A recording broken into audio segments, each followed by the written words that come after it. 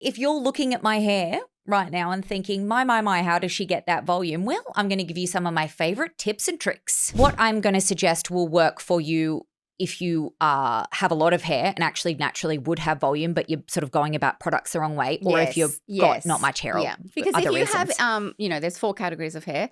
If you have from wavy to coily, you're probably not asking this question. I think you've got enough volume. You're usually dealing with frizz and taming. So I'm assuming she's straight or perhaps fine and wavy. Yes. Make sure that you're always doing 2 shampoos. Mm-hmm. The first one to get rid of actual product and product buildup like dry shampoo, texturizing sprays, sweat. And then the second one to get rid of oil, bacteria, grit on the actual scalp. I literally sit there scrolling on my phone just like, letting the coil thing do its job, and my hair just will naturally have so much more volume and bounce than if I just blow dried it using a regular thing, because I wouldn't do it properly. Wow. This will change the game if you're not already using that. And then it activates, and it makes once heat hits it when you're blow drying, it expands. So that one is outstanding, and also then a 2-in-1 because you're getting the heat protectant with it. So April needs your help, Kelly. April. Oh my gosh, I hope May writes in next month. May, can you write in? We're so lame sometimes. Autumn. You've got all autumn. Oh, yes. Oh my gosh, okay. Anyway, hi April. Girls, is volume a myth? My hair always falls flat, literally within an hour of me doing it. If I try and do a blowout at home, it looks good until I leave the house and then just drops and goes a bit limp? ? Does everyone else really have that bouncy salon hair that lasts all day? Am I the only one doing it wrong? Is it the products or my hair type, or am I just really bad at it? Lol, help. It could be either. It could be both. So everyone has different hair types, and some people are more prone to just having limper. That sounds really bad though. I would just say fine. Soft. Because it always is. It's beautiful and soft to touch, the hair. Whose hair are you touching that's not voluminous but soft? Ella's. Oh, I Our know. producer Ella. Yeah, she has great She hair. has got what you would describe as limp, although that just sounds God, bad. she just gave you the biggest backhanded compliment. Sorry, Ella. What I mean is it doesn't have much volume. Limp this is why we need to reframe it, because it sounds awful. What I mean is it's just flat. It sits there. Not voluminous. Flat sounds bad too though. Well, they all sound like it's conditions. Just soft, and soft is not right. Soft's a texture. Volume's a look. But soft, soft on the head as well, not big on the head. Soft looking. Anyway, let's go back to our listener, because I'm unsure. It could be either or both. Firstly, let's just pretend that maybe you actually do just have really limp hair. I'm assuming she's got fine hair or quite straight, or maybe not heaps of it. Yeah, true. Yeah, because different ethnicities have different textures as well, yes. Mate. So one of my best friends is Chinese, and her hair is just it's like touching silk, but she just would never even try to get volume because it just dries like a sheet of. Oh, beautiful. Yeah. So, but what I'm going to suggest will work for you if you have a lot of hair and actually naturally would have volume, but you're sort of going about products the wrong way, or if you've got not much hair. Yeah, because if you have, there's 4 categories of hair.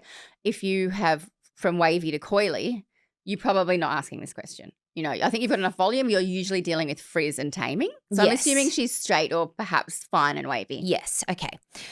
Firstly, what shampoo and conditioner are you using? Because a lot of the protein-based shampoo and conditioners, or things that are really nourishing and that we purchase and that we use because it makes our hair feel so nice, that could potentially be weighing your hair down though, because especially with the protein products, it leaves build-up on your hair. Yeah. So it's like when you eat a steak and then you're like, oh, because your body's digesting it. Your hair is you feel good because you got so much iron. Yeah, but it's it's very ugh. Yeah, it weighs it down. Yeah. So make sure that you are using a clarifying shampoo every 4 to 5 washes, I would say. So I was going to say once a week or once a fortnight, but it sort of depends on how often you wash your hair, because once a week, if you're only washing it twice a week, that's too much. Yeah. And that's not even if you just use protein products, right? It's just, product build-up, oil, dry shampoo. Yeah. No matter what you use, I always suggest using a clarifying shampoo every few washes, and I notice the difference. Me too. I save mine for when I want to feel clean and so good, and I noticed it last night. Actually, I was washing my hair and I thought still doesn't feel clean and it feels lank. So but you've got anyway. Tell me I've later. got a lot of texture regardless, so it doesn't really matter, but I just noticed it myself. So I need to the next time I wash my hair. So that also will make sure you're getting rid of all of the oil, all of the buildup, because you might just be cleaning it a little bit. Make sure that you're always doing 2 shampoos. The first one to get rid of actual product and product buildup, like dry shampoo, texturizing sprays, sweat. And then the second one to get rid of oil, bacteria, grit on the actual scalp. Use volumizing shampoo and conditioner. So we talked about that a couple of weeks ago. We will link the episode in the show notes because we have suggestions for volumizing shampoo and conditioner that sort of like plump up the strands and make it feel bigger. Because it's kind of similar advice. That lovely lady wanted to know if there was anything that could make her hair grow thicker. But we were like, no, but these products will make it look thicker, which and feel. Ties into volume. Make sure you're only using a very small amount of conditioner, especially if your hair is, well, regardless, but from ears down, do not use too much. I think by nature, especially if you have quite dry hair, we think, oh, I need to put a lot of conditioner in. I need to use a lot of product. No, you don't. I would say use, everyone is so different depending 50 cent piece. But I wouldn't. I would use 20 cent max. Okay. Actually, maybe even 10 cents on my hair because I don't. Whoa. You would be the same, I would say now. 50 cents is a lot. I love 50 cent. No, because I don't know because depends what product you're using. Application as well, because if you're just mindlessly shampooing and then just sometimes you go plop on your head. Never plop on your head. Not even the shampoo. Do not plop it anywhere above the ears. Not even the shampoo plop. You always with your shampoo. And this is another thing that might be weighing your hair down. Shampoo is like. You don't just put a plop of your morning fresh on your dishwasher, like your dishes. Shampoo, you've got to lather, and then work in. If you plop it on there, you're going to get a lot of build up at the scalp. And then conditioner, I do that, and then I put my hair back and then sort of start scrunching it in and then work it in, ears down. Yeah. And just use however much you well, maybe start with a 5 cent and then give yourself some extra pocket money and build up. So don't use, once you get out of the shower and you've got wet hair, don't use heaps of lotions and potions because once again, it's in our nature to be like, oh, but I'm going to just put this, end sealer on. Then I'm going to put like a nice oil through it. Just stop. Like, let's figure out what step is weighing your hair down the most. Just use a little bit of a heat protectant and that's it. You can always add more product in afterwards. Like if at the end it's looking, you could then put like a tiny bit of an oil in or something to make it bring life back into it. I absolutely love the Dyson Airwrap. I was such a late starter with this product. Which you really were. I was so late. That was like me with Game of Thrones. I watched it like 8 years after and everyone was like, duh, we've been telling you. But I was like, it was so expensive. So I just didn't, I never knew how much, even with short hair, the difference, unless you're an absolute whiz with a round brush and a traditional blow dryer, the Dyson Airwrap is just so good for anyone that's even a little bit lazy. I don't want to be like, hands. No, I can't. I can't be bothered. I literally sit there scrolling on my phone just like letting the coil thing do its job and my hair just will naturally have so much more volume and bounce than if I just blow dried it using a regular thing because I wouldn't do it properly. Feels. And it would just sit on my scalp. Then some favorites for texture and volume, which I would add in after I finish styling my hair however I want to, whether or not I'm just leaving it. I always put it in sort of at the roots and then work it through or wherever I want a little bit more texture. So the Orbe Thick Dry Finishing Spray, that is $69. It's so expensive, but I've actually had it for 4 years. Right. Like this is the thing about a lot of hair products. You rarely will finish a hair product. I mean, how often do you do your hair? I mean, maybe she does her hair like this every day, but it's usually when you're going somewhere fancy, you need the tiniest amount. It will last you forever. You don't need much. I mean, obviously I haven't used it every time I've done my hair. Yes. That is, but all of these hair products, although some of them are expensive, like you don't run through them quickly.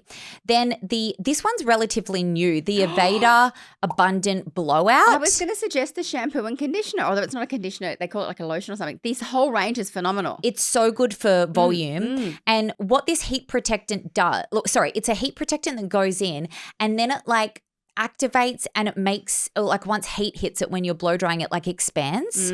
So that one is outstanding, and also then a 2-in-1 because you're getting the heat protectant with it. And then I really love that one's $49, and then the Amika Rising Star Volume Finishing Spray for $29. That one's from Sephora. That one is outstanding. Just one of those like aggressive texturizing sprays that just gets in there and buffs your hair up. Start with the teeniest amount because there's no going back, but then it's really effective. Yeah, I like that one too. What about you? I mean, I don't have that much to add. Obviously, like we said, hair type plays a huge role. So does hair health, really. If you've got damaged hair, it's a lot easier to get volume. You know, I think when I had a lot of balayage, oh my God, my hair just was so much better in the way that it kind of naturally, well, not naturally, but chemically had that kind of wave and volume, because if you're blonde or bleaching your hair or removing any color, because the process kind of goes in and opens the hair shaft, it causes damage, but then, hello, volume. I agree with you totally, the things that she could be or couldn't be doing wrong. So putting products in soaking wet hair, it's just going to dilute the product. So make sure, you know, you've always towel dried or air dried a little bit. Using too much product, like you probably need a third of what most people are using. You can always add more. A conditioner to the roots, do not do that. Might be the wrong drying technique. You know, if you don't have an air wrap, you really need to, well, if you're lazy and it's the fastest, gravity can help you. So flip your hair upside down, rough dry, and literally let the heat, you know, into the roots, and then your head's upside down. So you're not doing any of the styling yet. Cool shot. You always need to finish heat styling with a cool shot, because it's kind of swelling the hair shaft, asking it to do whatever you're doing it, but then cool will kind of lock in whatever you've done. And then, of course, you can finish with, if you know, your old school kind of roller, like what's that called? Round brush and your... And then the roller, I see people do that and I'm like, who can be bothered? But that is the number one key. If you really want lasting volume and you've got time, bonus points if you use rollers or clips at the roots or kind of at the crown or at the front, because anything like that that's held and properly cooled will last forever. I ain't going to do that. But the cool shot makes a massive difference. Even if you're not sort of using the Airwrap, which that kind of you have to use that because it's not using a lot of heat. Your hairdryer will have a cool setting. Do that. If you're an air dryer like me, I mean, I've half done this today. I just haven't finished because we're here quite early. Root lift product on damp hair. Anything that's going to give you long-lasting volume should be applied or is most effective in damp hair. Finishing products are great, but they can't go in and kind of recreate the bounce and the air that you're going to create while you're doing it. So make sure, you know, if you want volume that lasts, it's something on damp hair. So for me, I would go in and use a product. Then you're supposed to scrunch. Well, I have scrunch and lift at the roots. My hair's still quite wet. And once you know, got some air in there, leave it. Do not touch your hair. My hair air dries quite quickly, thankfully, but I touched a million times. And that's when you go from kind of that kind of natural wave to frizzy and buffy. And then when you're done, you could do a finishing spray, or I use dry shampoo. So I'll, you know, God, it's very early in the morning, but once this is a bit more dry, I'll just section that and put in a bit of a volume or dry shampoo. So once it's kind of dry to the eye, I guess it doesn't have to be fully dry, because you know how the underneath doesn't get dry until like 3 p.m. You just do a bit of dry shampoo or texture spray. I don't. I literally have scrunched in like it was the Kerasilk like protein bond. It's just kind of like a styling / treatment in one. But I'm assuming she's saying she does the blow dry. So yeah, flip your hair upside down, rough dry, let it cool while your head's upside down. Hope you don't get a headache. And then when you flip it back, kind of just use that round brush situation and a cool shot. Products that I love, the Color Wow Raise the Root Thick and Lift Spray. That's for damp hair. Wow. This will change the game if you're not already using that.